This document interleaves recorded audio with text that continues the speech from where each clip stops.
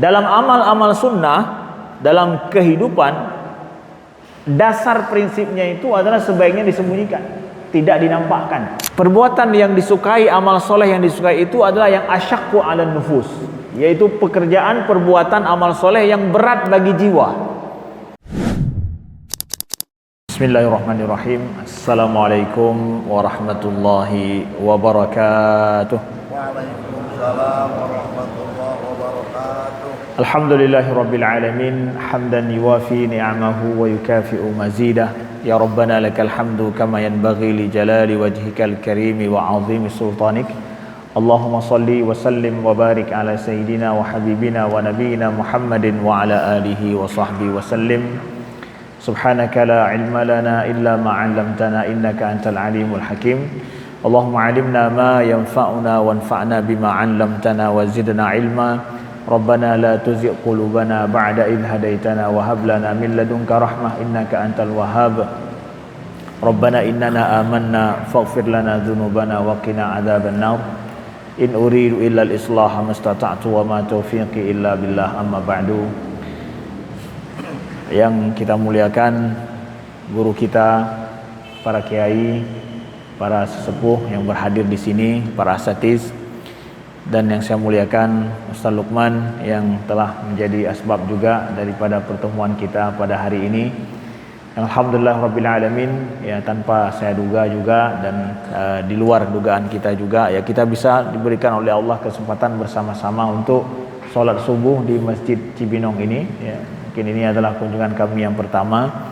Kami datang dari Aceh untuk beberapa agenda selama 3 hari di Jakarta, dan Alhamdulillah Ustaz Luqman telah memberikan kesempatan kepada kami untuk bisa bersilaturahim dan juga sholat subuh di tempat ini. Sholat subuh dalam keadaan hujan lagi, ya. Di tempat ini di luar daripada dugaan saya, dan saya merasa terhormat dan juga merasa senang hati, keberkahan bisa dapat dari masjid ini, daripada para hadirin semuanya, para santri juga, masya Allah, yang giat semuanya untuk menuntut ilmu di subuh hari. Enaknya sholat subuh itu ada hujannya atau tidak ada hujan? Pergi sholat subuh, ada hujan atau tidak ada hujan? Ya, teman-teman, kawan-kawan, adik-adik, para santri semua, ya, seberapa besar pun hujan kita di sini pergi sholat subuh, itu nggak sebanding dengan saudara-saudara kita yang pergi sholat subuh dalam salju. Saya merasakan bagaimana pergi sholat subuh dalam salju, pergi ke masjid dalam salju. Ya, saat ini ya di Eropa kah, begitu ya di Kanada, di Amerika, ya. Ini adalah sedang puncak-puncak musim dingin, salju dinginnya ada yang di bawah 0, ya. Bahkan kadang rindu ke masjid pun tidak bisa.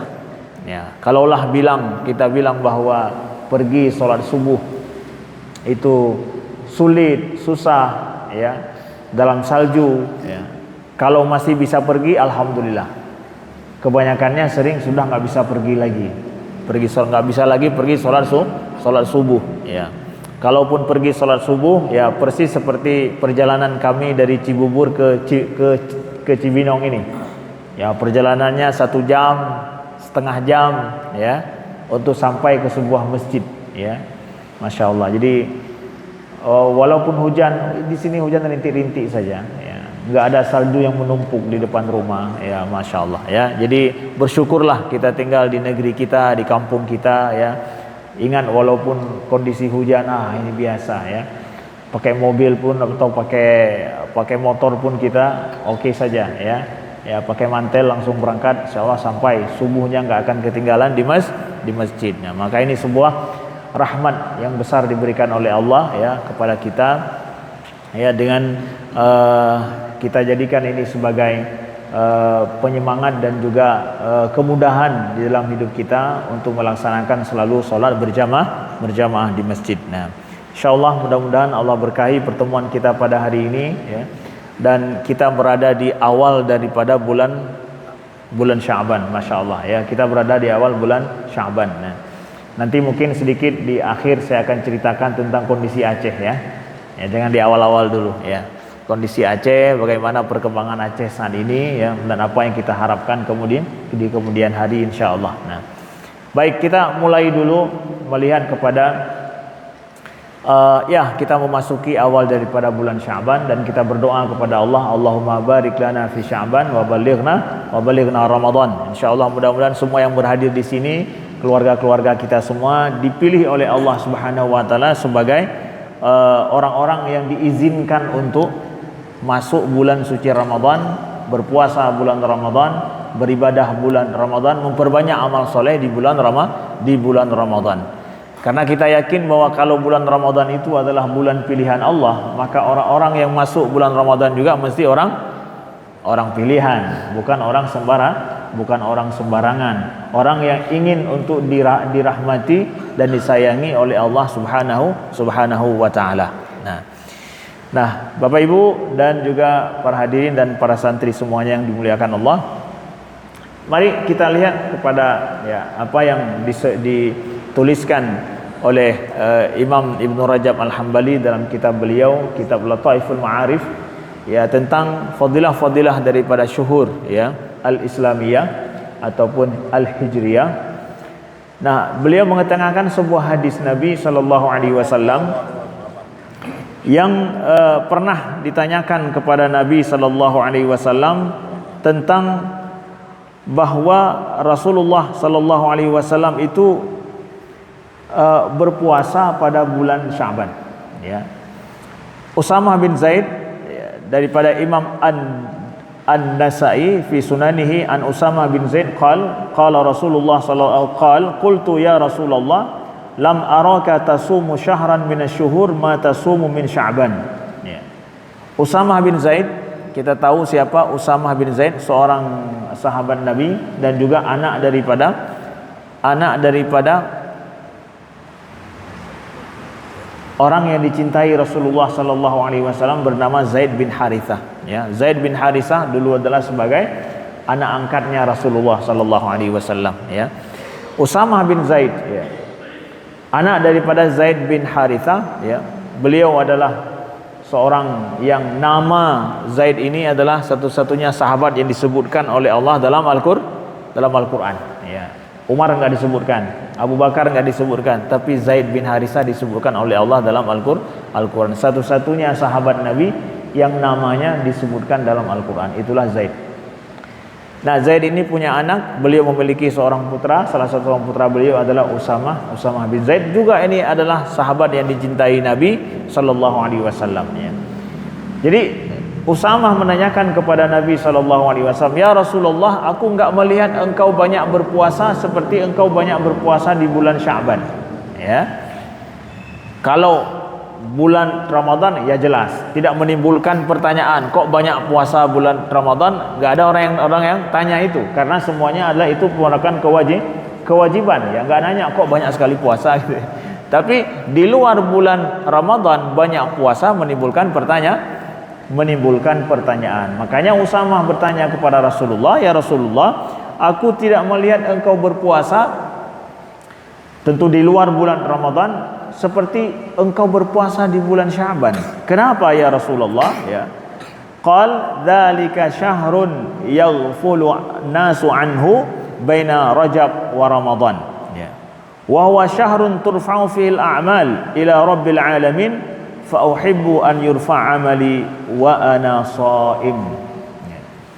Jadi apa jawab Nabi ketika ditanya kenapa Rasulullah banyak berpuasa di bulan Sya'ban? Kata Nabi yang pertama adalah dzalika syahrun yaghfulu anhu katsirun minan nas. Bahwa bulan Sya'ban itu yaitu adalah bulan yang banyak orang lalai antara dua bulan yang mulia, yaitu bulan Rajab dan Ramadan. Di tengah-tengah antara dua bulan yang mulia ini, orang lalai berbuat amal soleh di bulan ini, kata Nabi sallallahu alaihi wasallam.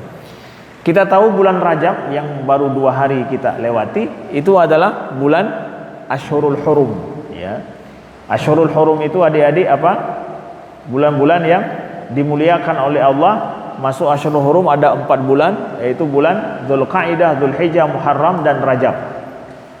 Rajab itu sendiri terkenal orang Arab pun masa jahiliyah itu mengagungkan bulan Rajab, ya. Kemudian bulan Ramadan jelas bulan kemuliaan. Jadi antara dua bulan yang tersohor, yang populer berbuat amal soleh dulu, ya. Kalau kita nampaknya populernya bulan apa? Buat amal soleh. Ramadan aja ya. Ya. Mungkin kita sekarang populernya buat amal soleh itu bulan Ramadan aja. Nah, ini kita lihat bagaimana Rasulullah SAW ngajarin kita bahwa bulan Rajab, ya, bulan Sya'ban, Ramadan itu adalah bulan-bulan terbaik untuk berbuat amal soleh. Jadi antara dua bulan yang populer untuk buat amal soleh dulu, orang sering lalai untuk tidak berbuat amal soleh di bulan ini. Makanya Nabi mengajarkan kepada kita, nih bulan Sya'ban ini adalah bulan yang orang banyak lalai berbuat amal soleh. Maka aku ingin menjadi orang yang sadar, tidak lalai dalam berbuat amal soleh. Maka amal soleh yang dipilih oleh Nabi diantaranya adalah dengan beliau memperbanyak puasa di bulan ini. Itu alasan beliau yang pertama dijelaskan kepada Usamah bin Zaid dan juga tentu kepada kita semua.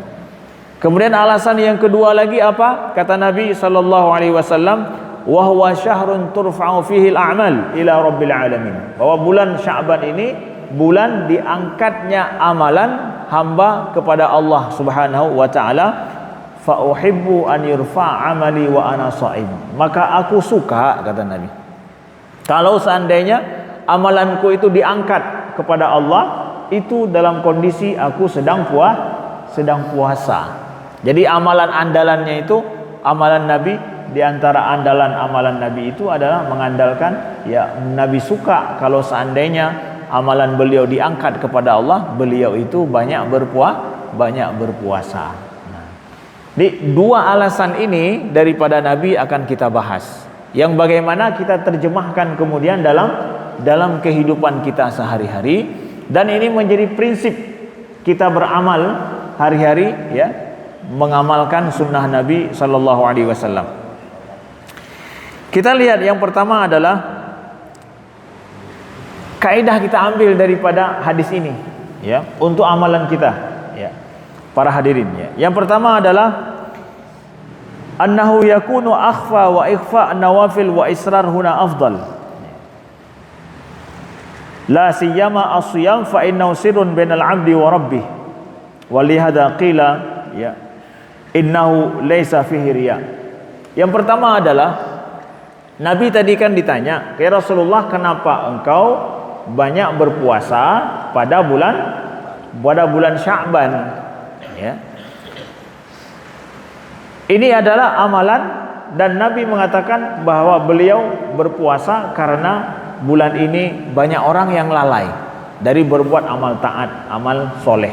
Kemudian juga alasan yang kedua adalah diangkat amalan. Jadi ada sebuah kaidah penting untuk kita ketahui. Kalau kita berbuat amal yang sifatnya sunnah itu sebaiknya itu kita sembunyikan. Amal-amal sunnah yang kita kerjakan sebaiknya disukai untuk kita tidak menampakkan kali sama orang, tapi kita sembunyikan. Ikhfa itu lebih baik dalam amal sunnah. Berbeda dengan amal yang wajib. Kalau yang wajib kasih nampak sama orang. Nggak ada dianggap ria kalau seandainya kita pergi sholat zuhur. Ya, pergi sholat zuhur, berjamaah lagi, sholat wajib, tapi menampakkan diri pergi sholat tahajud. Ya, itu akan ada sesuatu yang dikhawatirkan, yaitu ria. Dalam amal-amal sunnah, dalam kehidupan, dasar prinsipnya itu adalah sebaiknya disembunyikan, tidak dinampakkan. Terus Ustaz, ini kan kita mau orang kan ikut kita, Ustaz. Kan amal soleh itu maunya kita orang ikut kita. Boleh kalau seandainya kita aman dari ria. Sudah aman nggak kita nih mau ngajak orang lain berbuat amal soleh yang sunnah? Kita udah aman dari ria nggak nih? Udah aman daripada sum'ah nggak nih? Kalau kita merasa aman daripada itu, yuk silahkan.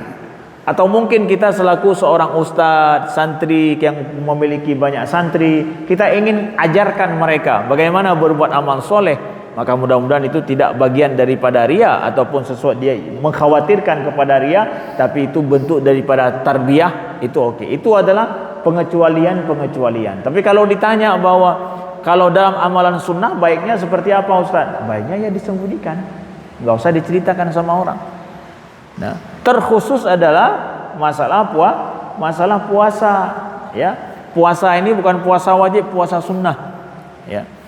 Nah, para salafus soleh kadang, ya, di dalam puasa sunnah, ya, mereka berusaha bagaimana itu untuk menyembunyikan amal soleh mereka dalam berpuasa.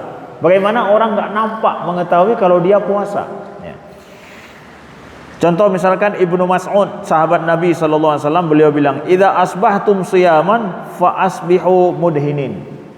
Ya, kalau kalian berpuasa di suatu hari, pagi-pagi misalkan, ya, kalian berpuasa, yaitu puasa sunnah, maka berhiaslah. Jangan nampak kusut, jangan nampak loyo, lunglai. Kenapa? Puasa apa? Puasa Senin hari ini. Jadi loyo begitu.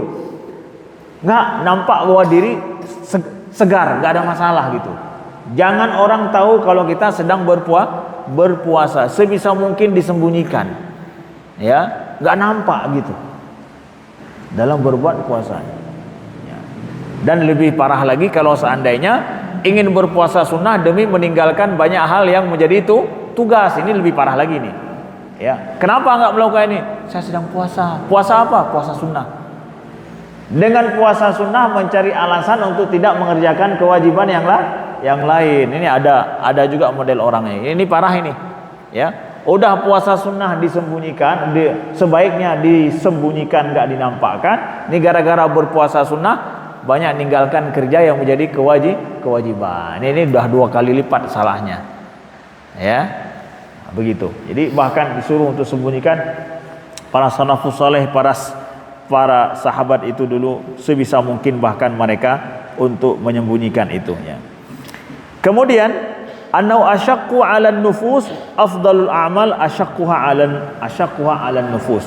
Bisabab dzalika anna nufus tata'assa bima tusyahid min ahwal abna jins. Yang kedua, kita ambil pelajaran dari hadis Nabi tadi apa? Bahwa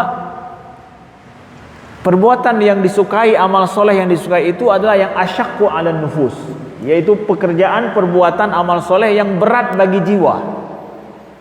Itu disukai loh. Ini amal-amal sunnah, ya. Amal-amal sunnah yang berat bagi jiwa itu disukai untuk kita kerjakan. Kenapa begitu Ustaz? Kan enaknya yang mudah-mudah aja. Yang mudah-mudah aja. Yang berat-berat itu jangan. Enggak. Jiwa kita ini selalu menginginkan yang tinggi, yang hebat, yang bagus. Kan gitu. Jiwa kita ini mau yang luar biasa, yang hebat, yang bagus, yang nomor 1. Gitu. Jiwa manusia selalu ingin yang tinggi. Maka jiwa ini perlu dididik. Supaya jiwa ini terdidik dengan baik, maka buat amal-amal tertentu yang itu berat bagi jiwa. Kita didik dia, ya. Terkhusus adalah sesuatu yang berat bagi jiwa itu dia apa? Mukhalafah ma'al abna'il jins, yaitu ketika kita berbeda dengan orang lain. Orang lain enggak puasa, kita puasa sendirian. Berat enggak itu? Orang lain makan minum semua, kita sendiri enggak makan minum. Orang lain ya makan enak-enak, kita nahan lapar gitu. Itu berat bagi jiwa ini. Tapi jiwa kita dari waktu ke waktu itu perlu dididik seperti itu, tidak untuk diperturutkan segala sesuatu, khususnya bagi anak-anak nih, bagi kita para santri. Ya. Ngantuk enak enggak? Enaknya apa? Tidur. Yang tidak enaknya nahan ngantuk. Itu berat. Nahan ngantuk itu berat. Itu perlu dididik jiwa kita untuk tidak tidur, tidak mengantuk di waktu yang tidak pas, ya. Nah, di majelis ilmu nahan ngantuk enggak? Ya. Nahan ngantuk, nahan. Berat bagi jiwa ini, berat, ya. Aduh, nahan ini berat, ya. Jiwa itu perlu dididik dengan sesuatu yang kadang berat bagi dia. tarbiyah itu diperlukan bagi jiwa kita. Karena jiwa ini kalau nggak dididik, dia kadang maunya, nafsu ini maunya memperturutkan aja, gimana enaknya gitu, gimana mudahnya. Tapi jiwa yang hebat itu, jiwa yang luar biasa itu adalah yang dia bisa ditarbiyahkan, sanggup untuk melewati hal-hal yang sulit bagi dia. Makanya Sayyidina Abu Bakar radhiyallahu an, beliau bahkan mencari kadang dalam puasa sunnah ya, mencari hari yang panas dan terik, beliau berpuasa di hari itu. Kalau berpuasa di musim dingin, musim hujan, ini nampaknya nih hujan hari ini. Hujan ini puasalah. Cari yang dingin-dingin, yang adem-adem aja nih ya. Kalau Abu Bakar enggak, di waktu yang terik musim panas, bagaimana panasnya Mekah, bagaimana panasnya di Madinah, pahamlah kita ya. Pergi umrah misalkan pada bulan Agustus ya, alhamdulillah bulan Agustus yang lalu saya pergi umrah di tengah musim panas luar biasa ya, panasnya luar biasa, anginnya panasnya bukan main. Saya teringat Abu Bakar ketika beliau berpuasa di hari yang panas. Begini rasanya di Madinah panas, beliau mencari hari yang panas untuk berpuasa. Nyiksa diri bukan untuk nyiksa diri, tetapi untuk mendidik jiwa ini untuk siap tahan dalam kondisi yang susah. Apalagi ini kadang generasi sekarang ini, generasi Gen Z maunya apa? Maunya yang enak-enak, yang seger-seger, yang nyaman-nyaman gitu. Bahaya kalau seandainya jiwa kita ini dari sejak kecil, dari sejak awal dididik dengan yang nyaman-nyaman terus, yang semaunya aja, nggak bisa. Itu nggak sesuai dengan sunnah, nggak sesuai dengan ajaran agama kita, nggak demikian. Mesti dia dididik dengan sesuatu yang mentarbiyah jiwa ini siap dengan sesuatu yang sukar, sulit. Makanya puasa itu ya, di antara amal soleh yang disukai oleh Nabi SAW, terkhusus puasa sunnah. Karena kalau puasa sunnah itu pasti kita akan berbeda dengan orang lain, berbeda sama yang lain, sulit ya bagi jiwa ini. Baik, yang ketiga adalah al-mufarrid bi ta'ah min ahli al-ma'asi wal ghuflah qad yadfa'ul bala 'anil nas kulluh. Nah, ini perlu juga menjadi sebuah kaidah penting dalam hidup kita, bahwa di saat orang banyak lalai, kita jangan ikut-ikutan lalai. Ya. Di saat banyak orang yang lalai, kita jangan ikutan-ikutan lalai. Justru beribadah di saat orang lain sedang lalai itu pahalanya luar biasa. Pahalanya luar biasa. Saat orang lain enggak melakukan, kita mampu melakukannya. Pada saat orang lain lalai, kita ingat gitu. Makanya kata para ulama, sholat subuh berjamaah lagi itu lebih besar pahalanya dibandingkan sholat yang lain, di banyak orang yang mudah mengerjakannya. Pada saat orang tidur, kita sudah bangun. Saat orang masih terlelap, kita sudah melaksanakan sholat. Kadang sekarang masih ada orang yang tidur, lalai dia daripada berbuat amal soleh, berbuat ibadah kepada Allah. Kita melakukannya. Begitu juga pada saat sholat maghrib dan isya'ain itu, kata para ulama itu adalah merupakan afdal daripada sholat di waktu siang hari. Ya. Begitu juga di antara yang banyak orang lalai, misalkan para ulama kita bilang, yaitu pada malam hari raya. Ya, berzikir, berbuat amal taat, ingat kepada Allah, salat malam hari raya. Nah, itu adalah termasuk amal-amal yang masuk dalam kaidah ini, kaidah yang dzalika syahrun yaghfulu katsirun an dzalika syahrun yaghfulu anhu katsirun minan nas, yaitu bulan yang banyak orang lalai, kata Nabi kan. Nabi berpuasa di bulan Sya'ban karena banyak orang yang lalai di bulan ini berbuat amal soleh antara dua bulan itu. Nah, di saat waktu-waktu orang lalai berbuat amal soleh, di situ kita ambil inisiatif berbuat amal soleh, itu disukai oleh Allah Subhanahu Wa Taala. Malam Lebaran, orang udah selama 1 bulan kita sholat tarawih misalkan, saatnya lega-lega malam lebaran, udah siap, udah selesai. Selesailah sudah, alhamdulillah, alhamdulillah, udah selesai. Jadi enggak ada lagi solat satu, enggak, bahkan solat ba'diyah isya pun sudah enggak lagi. Kenapa? Betul-betul mau rehat ini, enggak ada mau solat, enggak nambah pun solatnya lagi. Saat itu kita malam hari laksanakan solat malam, solat witir kita laksanakan, ya. Orang lain sudah takbiran misalkan, di luar, enggak, kita justru melanjutkan. Itu di antara yang disukai oleh Allah Subhanahu wa taala. Karena apa? Banyak orang lalai kadang, atau orang meninggalkan suatu amalan. Nah, ini waktu-waktu yang disukai.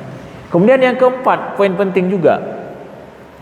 Ketika Nabi mengatakan kepada kita bahwa bulan Sya'ban ini bulan yang banyak orang lalai di antara dua bulan, yaitu Rajab dan Ramadan.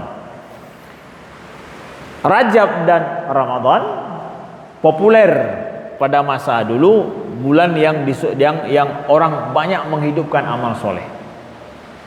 Ternyata di bulan Sya'ban juga itu adalah masa yang baik dan bagus untuk dihidupkan berbuat amal soleh. Nah, apa prinsip dan juga apa kaidah yang perlu kita amalkan dari sini? Bahwa kadang orang menganggap kebaikan itu itu pada yang populer, sedangkan yang enggak populer itu enggak ada, kurang dianggap. Apalagi kita hari ini, kadang kita menganggap yang hebat itu yang populer. Kalau enggak populer, udah kita enggak mau belajar. Belajarnya sama yang populer saja, sama yang viral saja, sama yang banyak followers. Lihat di IG-nya banyak follower mana, ini nampaknya nih sama yang ini nih kita belajar. Yang kurang followernya, udah enggak begitu, ya. Ternyata kita lihat dalam hadis ini bagaimana Nabi mengatakan yang populer kadang, ya betul, bagus. Tapi di sana juga enggak kalah bagusnya. Enggak kalah bagusnya juga kita pada yang tidak populer, mungkin enggak kalah bagusnya juga. Guru kita juga kadang, ya. Ini khususnya kita pada anak-anak Gen Z kita sampaikan bahwa jangan kalian memandang sebelah mata kepada guru-guru kita, guru-guru kalian yang kadang mungkin tidak sepopuler yang kalian tahu. Ya. Berarti yang populer tidak bagus? Bukan. Yang populer mungkin bagus juga, tapi yang enggak populer kadang tidak kalah bagusnya, hebatnya ilmunya dengan yang itu. Nah, ini perlu untuk menjadi sebuah kaidah dalam hidup kita. Nabi katakan di 2 bulan populer, banyak orang yang lalai ataupun tidak tahu kalau ini juga ternyata bagus gitu. Tidak semuanya itu gara-gara popularitas itu. Banyak orang bilang, yang kurang orang bilang kita berarti tidak menghargai, tidak menganggap. Enggak demikian. Khususnya apalagi guru-guru kita yang hari ini bagus tidak bagusnya itu tidak diukur dengan popularitas secara media sosial. Banyak publikasinya, ya. Bahkan di sana banyak guru-guru kita yang luar biasa, ya. Takwanya bagus, ilmunya tinggi, kadang mereka sendiri tidak mau populer. Itu jelas itu. Enggak mau mereka dipopulerkan, enggak mau mereka. Siapa yang mau menuntut ilmu dengan dia, ayo. Ya yang kenal dengan dia, yang mau menuntut ilmu dengan dia, udah tahu, begitu hebatnya. Nah, begitu ya. Itu adik-adik, khususnya kalian penuntut ilmu, ya harus paham begitu. Ya, maka cari rekomendasi dari guru-guru dengan siapa saya lagi ingin bisa belajar ilmu ini, ilmu itu yang kadang tidak ada di medsos orangnya. Ya. Orang-orang yang bertakwa, at-taqiyul khafi, kadang ada orang yang bertakwa itu yang enggak nampak kadang. Itulah ibaratkan kristal yang tersembunyi, ya. Itu kalau kalian dapat guru-guru seperti ini, berbanggalah. Saya dapat orang yang hebat luar biasa, tapi enggak banyak orang tahu. Kasih tahulah, enggak boleh tahu. Ya. Kasih tahulah kami, nggak boleh tahu, ya. Biar itu guru saya saja, ya. Bangga kalian. Kenapa? Ada guru yang justru orang yang tidak tahu, ada ustadz, kiai, ya, yang kalian bisa belajar dengannya. Ya. Begitu, adik-adik dan para hadirin yang dimuliakan Allah. Maka kita lihat, saudaraku yang dimuliakan Allah dalam hal ini, ya. Jadi yang kedua kata Nabi tadi dalam hadis beliau adalah bulan ini juga adalah bulan yang diangkat amalan hamba, ya, diangkat amalan kita. Nah, amalan kita, Bapak Ibu yang dimuliakan Allah, itu diangkat itu ada beberapa tahap. Ada yang amalan kita itu diangkat oleh Allah itu adalah secara harian. Diangkat amalan kita harian.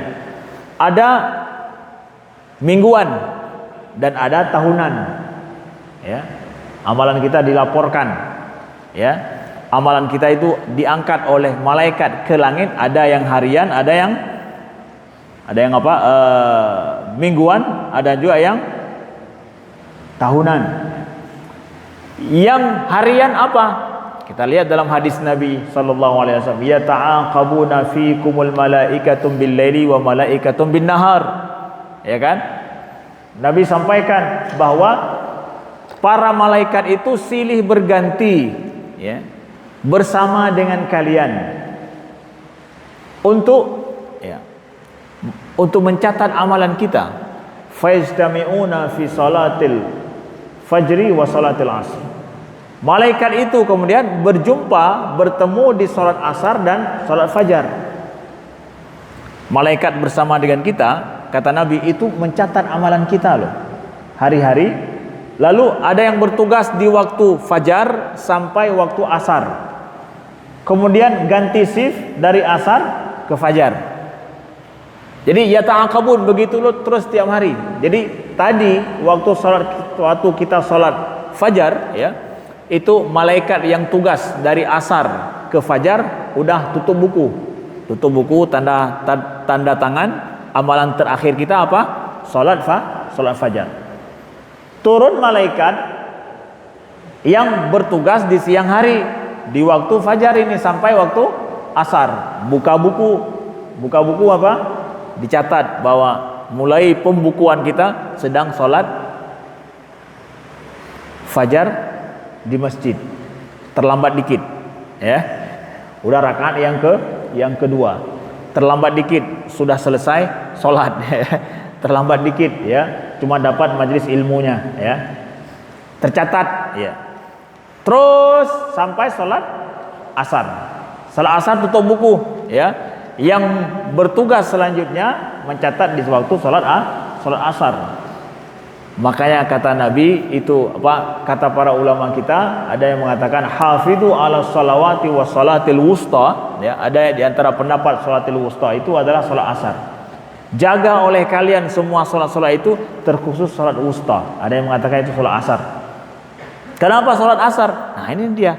Karena ini tempat-tempat pembukuan, ya. Ditutup pembukuan oleh malaikat pembukuan amalan kita. Salat fajar dan salat asar. Maka dengan kita menjaga dua salat ini, maka apa yang terjadi? Nah, karena buku kita tercatat selalu apa? Mulai dengan salat, tutup dengan salat. Jadi kalau begitu yang perlu dijaga berapa salat? Berapa waktu? 2 aja ya, yang lain skip. Ya. Yang lain skip aja. Kenapa? Kata Ustadz ini, ya, itu kan pembukuannya yang penting kita, ya. Seperti finger, masuk kantor yang penting kena finger di pagi hari, keluar sore hari. Setelah itu pergilah main-main. Ya, gitu ya. Ini yang tidur-tidur ini bahaya nanti nih. Ustadznya bilang 2 kali sholat nampaknya nih. Bukan lagi 5. Ya. Datanglah kiai-kiai nanti bilang lagi tuh, sholat itu cuma 2 saja yang penting, ya. Kiai-kiai yang tidur waktu ngaji, ya. Nah, itu ya ta'aqabuna fikumul malaikat. Jadi diangkat dua waktu itu betul-betul mesti kita jaga dengan baik. Ya. Baik. Lalu ada juga yang amalan kita, Bapak Ibu yang dimuliakan Allah, itu diangkat oleh Allah Subhanahu wa taala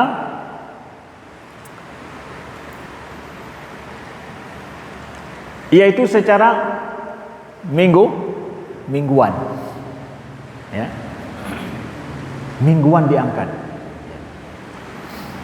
Itu pada saat apa? Pada saat salat, yaitu ketika kita melaksanakan puasa, ya. Jadi Nabi pernah ditanyakan kepada beliau, "Ya Rasulullah, kenapa engkau banyak melaksanakan puasa Senin dan juga puasa Kamis?" Kembali kepada itu adalah pada saat hari Senin dan hari Kamis itu turfa'ul a'mal. Pada saat itu adalah diangkat amalan kita. Angkat amalan yang sifatnya mingguan. Kalau tadi ada harian, ini ada mingguan, ya. Mingguan itu pada Senin dan hari Kamis. Makanya itu salah satu alasan kenapa Nabi berpuasa pada hari itu. Kembali kepada hadis beliau tadi, wa uhibbu an yarfa amali wa ana shaim.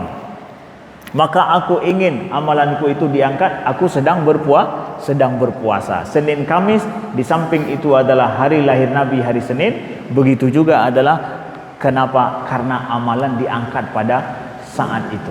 Jadi mingguan. Ada yang tahunan.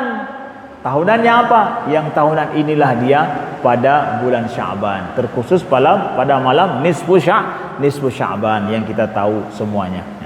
Jadi ada harian, ada mingguan, dan ada bulanan. Dan amalan yang disukai oleh Nabi dalam hal ini kita lihat adalah amalan puasa. Kenapa puasa? Kenapa puasa, Ustaz? Puasa itu kan nggak perlu modal. Ya, siapapun nggak bisa mengatakan banyak-banyaklah bersedekah misalkan. Oh, saya nggak punya duit, nggak punya harta, gimana bersedekah? Banyak-banyaklah puasa. Apa alasannya? Nggak melakukan gitu. Karena puasa nggak perlu modal, nggak perlu apa-apa pun. Justru nggak punya apa-apalah puasa. Bahkan Nabi ketika beliau nggak tahu nggak ada apa-apa di rumah beliau adakah yang bisa saya makan? Nggak ada. Udah saya puasa, ana shaim, saya puasa. Jadi itu adalah amalannya orang-orang yang miskin, ya. Amal solehnya orang miskin, ya. Ya, nggak ada masalah kok kita orang miskin tapi banyak amal soleh, ya. Nggak ada masalah kaya dengan amal soleh. Biarkan miskin harta tapi kaya dengan amal soleh, ya. Kemudian puasa ini juga as-siyam wal Qur'an yashfa'anil abdi. As-siyam itu puasa itu yashfa', begitu akan menjadi syafaat bagi hamba.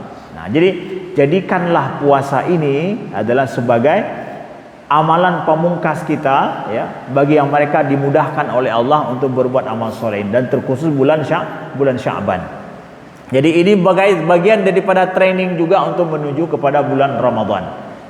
Tapi kalau sudah melewati nisfu Sya'ban, setengah daripada bulan Sya'ban, yang belum memulai puasa di awal-awal bulan ini, ulama enggak menganjurkan kita untuk memulai setelah setengah akhir bulan Sya'ban. Kalau mau puasa misalkan nih, ya, puasa saat ini, ya, yuk silakan ngambil Senin Kamis, memperbanyak puasa gitu, ya. Silahkan, ya. Puasa tengah bulan juga puasa putih silahkan. Tapi kalau kemudian baru sadar setelah setengah daripada nisfu Sya'ban, baru sadar mau ngambil puasa, itu enggak dianjurkan lagi. Ya, udah siap-siap saja nanti masuk bulan Ramadan supaya tidak terjadi hal yang tidak diinginkan. Tapi kalau mau training dari sekarang, yuk ambil sekarang, ya. Senin Kamis mau puasa nih, training dulu. Atau bahkan mau ngambil puasa Daud nih, ya. Itu, ya, kalau dimulai dari awal bulan disukai untuk itu training kita masuk bulan Ramadan, ya. Kemudian juga khusus bagi ibu-ibu juga, ini adalah untuk melihat yang belum mengqadha puasanya tahun lalu segera mengqadha bulan ini. Ya, puasa wajib. Ibu-ibu atau bapak-bapak juga sama juga, ya. Yang belum mengqadha, yuk qadha dengan segera. Apa saja yang tertinggal pada bulan lalu, pada tahun lalu, yuk sekarang sebelum masuk bulan Ramadan yang akan datang, qadha segera puasa kita. Ini puasa wajib. Nah, kalau mengqadha yang wajib itu enggak ada istilah berbatas waktu, mesti dilakukan kapan saja selama belum sampai bulan Ramadan. Nah, begitu Bapak Ibu yang dimuliakan Allah. Nah, baik, terakhir, ya, sebelum kita akhiri, ya, kami cerita sedikit tentang kondisi di Aceh, boleh? Boleh, ya? Boleh, ya. Ya, mungkin semua Bapak Ibu yang berhadir di sini mengetahui kondisi kita di Aceh seperti apa. Ya, kondisi kami di Aceh seperti apa. Ya, baik mungkin yang sudah viral atau yang belum viral ya. Nah, kami sampaikan bahwa musibah yang terjadi di Aceh, yang menimpa di Aceh juga, begitu juga di Sumatera Utara, begitu juga di Sumatera Barat. Yang mungkin yang lebih dahsyatnya itu adalah saat ini diuji adalah saudara-saudara kita masyarakat Aceh ya, diuji oleh Allah Subhanahu wa taala ya. Ini sudah hampir 2 bulan ya dari sejak kejadian. Kondisi saat ini seperti apa, Ustaz? Ya. Dari sejak awal terjadinya musibah ini ya, bantuan yang banyak datang, alhamdulillah kami sampaikan, banyak para relawan yang turun dari sejak awal hari terjadinya musibah. Relawan kita banyak yang turun, datang dari berbagai pelosok, dari berbagai daerah di Indonesia ini. Kami bersyukur terhadap itu. Kami mengucapkan atas nama rakyat Aceh, mengucapkan jazakumullahu khairan atas siapa saja yang telah membantu dan sedang membantu dan terus membantu terhadap saudara kita di Aceh. Ada yang mengirim berbagai macam, ada pakaian lah, berbagai macam pakaian dikirim, sembako ya, peralatan, dan banyak dikirim alhamdulillah ke sana. Mungkin juga dari tempat kita di sini, kami mengucapkan jazakumullahu khairan, wujud daripada empati kita dan rasa kasih sayang kita kepada saudara sesama muslim atau sebangsa dan setanah air. Ini kami ucapkan jazakumullahu khairan. Pemerintah ada turun, ya, pemerintah juga ada turun. Nah, juga membantu. Jelas, kenapa tidak? Kewajiban pemerintah dalam hal ini juga, pemerintah berkewajiban, kita masyarakat juga berkewajiban. Tetapi bantuan-bantuan yang datang sampai saat ini itu tidak mencukupi dan tidak sesuai harapan daripada masyarakat kita Aceh. Harapannya bukan berharap banyak, tapi adalah yang semestinya. Bukan harapan banyak, yang semestinya. Oh, pemerintah tetap membantu dari sejak awal. Ya jelas lah, masa nggak membantu? Kami akui pemerintah membantu, rakyat membantu, tetapi lambannya, tidak cukup dengan semestinya. Nah, ini dia masalahnya. Kalau dibilang bahwa kita membantu, helikopter kita kerahkan semua dari sejak awal, kita kerahkan semua, ya dikerahkan, tapi di lapangan tidak seperti yang bisa yang semestinya.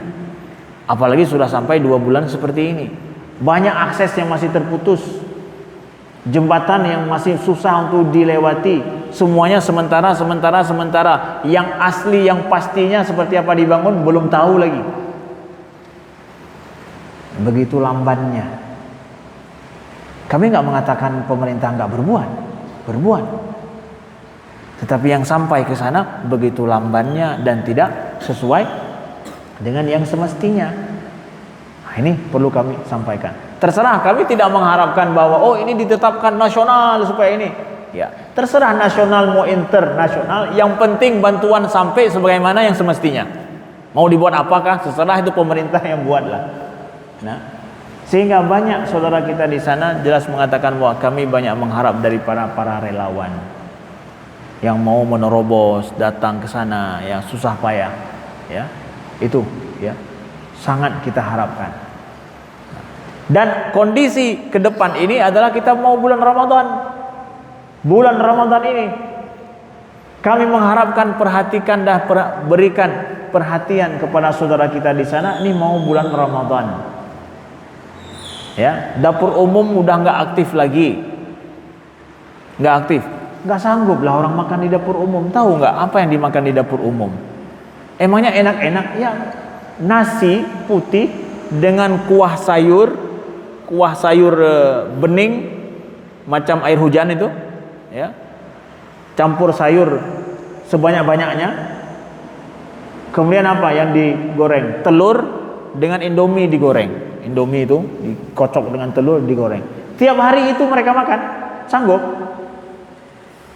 Ya kalau sepekan 2 pekan kondisi darurat oke lah. Tapi hari-hari setiap itu mereka makan itu nggak sanggup lah. Mereka mau pulang ke kemah sekarang, mau ada kemah, ada huntara yang mulai dibangun oleh pemerintah. Mau masak sendiri, kompornya nggak ada. Kompornya tidak ada. Kita para relawan ngasih kompor, ya seberapa lah sanggup kita kasih? 100, 200, 300, yang lain gimana yang ribuan itu? Bayangkan saudara kita. Maka bulan Ramadan lah paling kurang. Kita perhatikan dulu ini ya. Selama sebulan sahur mereka, buka puasa mereka mudah-mudahan aman.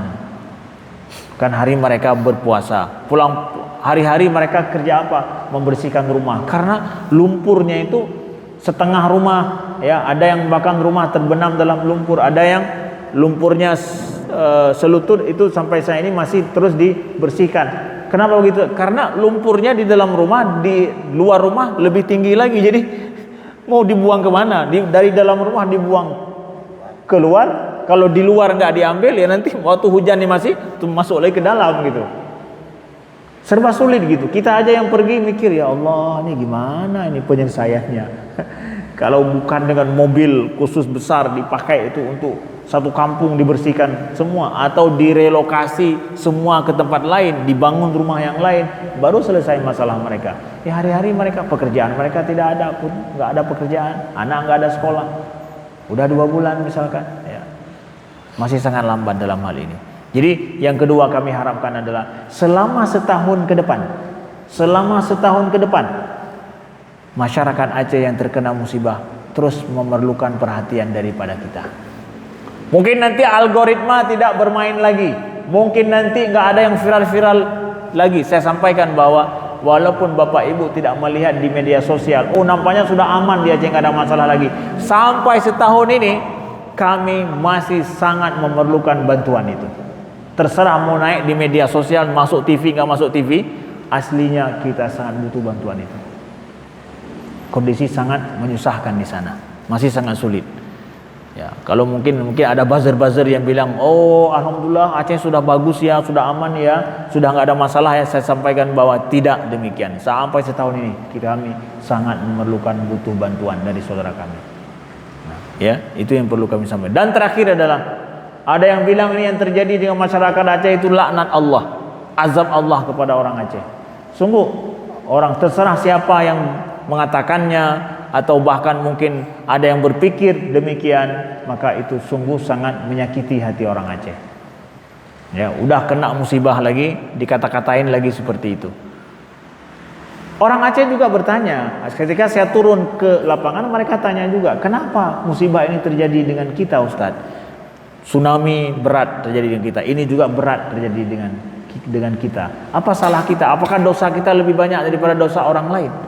Saya pikir kalau dibandingkan kebiasaan orang Aceh dengan orang, maaf ya, nggak mau dibandingkan ya, Jakarta misalkan, ya mana lebih banyak di sini dengan di sana, ya kan?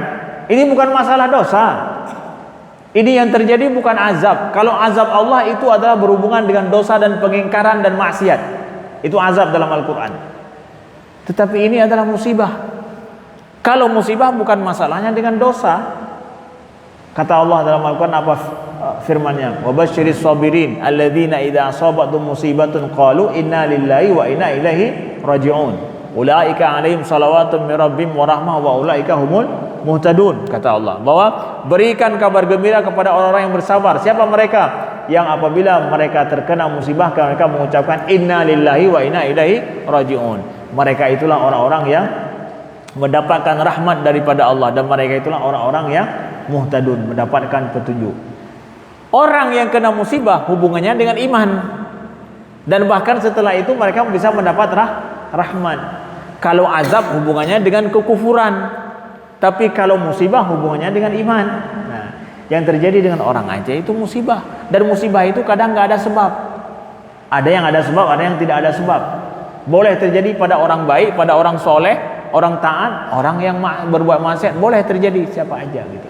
Jadi ini bukan, jangan katakan azab, apalagi laknat, nauzubillah. Tapi ini adalah musibah yang siapa aja boleh terjadi, tapi itu hubungannya dengan iman. Allah angkat imannya dan Allah ingin merahmatinya. Nah itu dia ya. Sekian, terima kasih, mudah-mudahan berguna dan bermanfaat. Mohon maaf sudah memperpanjang sedikit ini. Sudah waktu syuruk ya Ustaz ya.